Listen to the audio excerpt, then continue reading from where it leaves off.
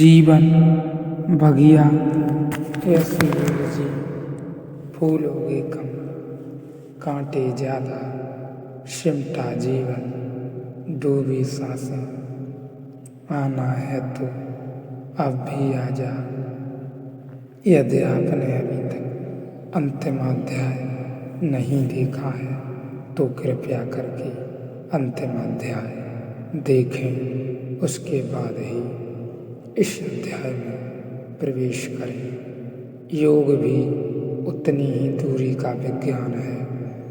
अपने अपने चित्त की समस्त बीमारियों को दूर खड़े होकर देखना और उनकी पूरी पूरी ग्रंथियों में प्रवेश कर जाना ही मुक्ति बन जाती है।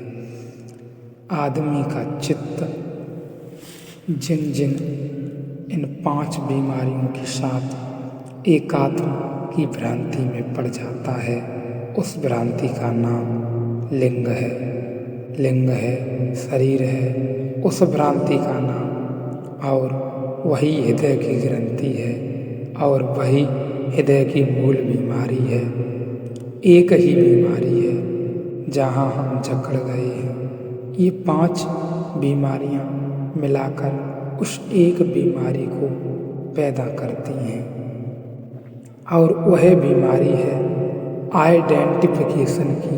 हम एकात्म हो जाते हैं, हम पहचान नहीं कर पाते कि हम क्या हैं। उसी के साथ जो हम कर रहे होते हैं, चोरी करते वक्त तो हम चोर हो जाते हैं, साधना करते वक्त साधु हो जाते हैं।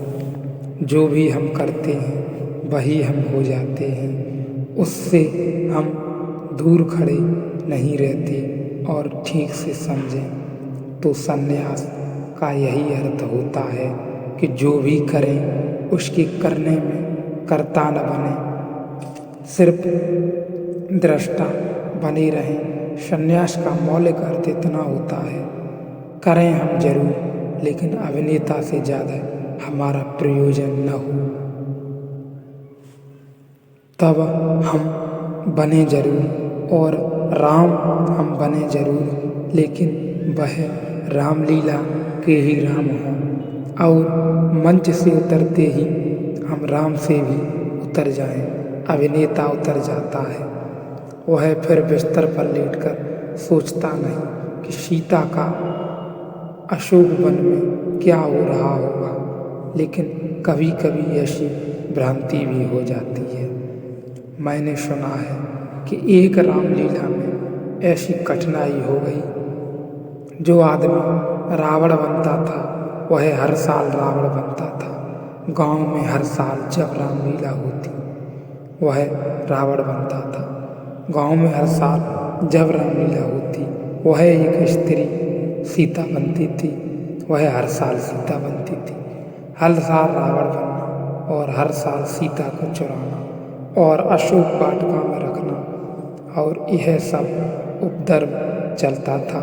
वह आदमी उस स्त्री के प्रेम में पड़ गया। फिर रामलीला हुई, स्वयंवर हुआ, रावण भी आया है स्वयंवर में। फिर इस उसके आए और उन्होंने स्वयंवर हुआ, खबर दी कि लंका में आग लग गई है। रावण को उसके दूतों ने खबर दी, वहाँ सब लोग आए थे और वह भी आया था कि लंका में आग लग गई। रावण ने कहा इस बार लगने दो, इस बार तो स्वयंवर करके ही जाऊंगा। उसने उठाया शिव का धनुष बाण और तोड़ दिया। जनक बड़ी मुश्किल में पड़े, सब उपद्रव हो गया। जनता भी चकित हो गई, यह किस प्रकार की रामलीला हो रही है, अब क्या होगा, क्या सीता का व्यवहार रावण से होगा। तो जनक बूढ़ा आदमी था, वह और पुराने जमाने से काफी समय से जनक बनता रहा था। उसने जोर से आवाज दी कि भृत्यो, यह तुम बच्चों का खेलने का धनुष बाण कहाँ से उठा लाए। शंकर जी का धनुष बाण लाओ। पर्दा गिराया, रावण को हटाकर दूसरा रावण बनाया, क्योंकि वह चिल्ला रहा था कि इस बार तो स्वयंवर करके ही जाऊंगा, तब कहीं रामलीला शुरू हो सकेगी। अब यह जो रावण है, यह बेचारा रावण आसानी से नहीं सो पाता होगा।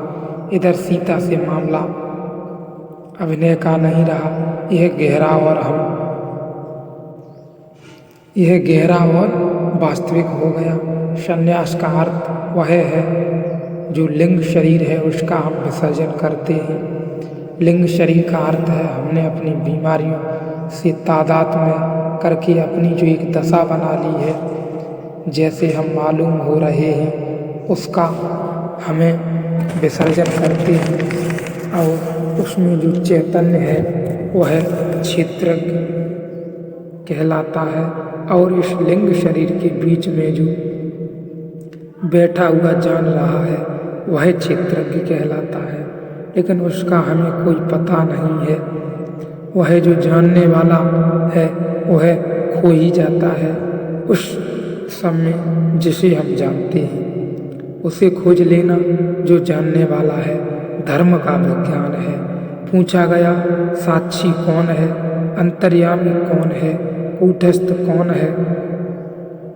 जैसे अब घर पर ये तीनों ही आत्मा की तीन विभिन्न परिस्थितियों में की गई परिभाषाएं हैं। अब घर पर आप अपने बेटे की तुलना में पिता है, पत्नी की तुलना में पति है, पिता की तुलना में पुत्र है, घर से बाहर मित्र की तुलना में ये तीनों नहीं, दफ्तर में मित्र भी नहीं, फिर आप तो एक ही हैं।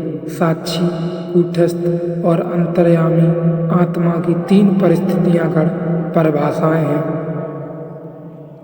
तीनों ही आत्मा है, लेकिन ये तीन शब्द का प्रयोग किया जाते हैं तीनों विभिन्न संदर्भों में। उस संदर्भ को ठीक से समझ लें। ज्ञाता, ज्ञान और ज्ञेय की उत्पत्ति और लय को जानने वाला, फिर भी स्वयं उत्पत्ति और लय से रहित सदा आत्मा साक्षी कहलाता है। हम अपने भीतर प्रवेश करें तो जो हम जान सकते हैं वह हम नहीं हो सकते। इस सूत्र को स्मरण रखें, जो भी हम जान सकते हैं वह हम नहीं हो सकते, क्योंकि हम सदा ही जानने वाले हैं। तो जिस चीज को भी हम जान लेते हैं उसका अर्थ हुआ कि हम उसके पीछे खड़े हैं, नहीं तो हम जान नहीं पाते।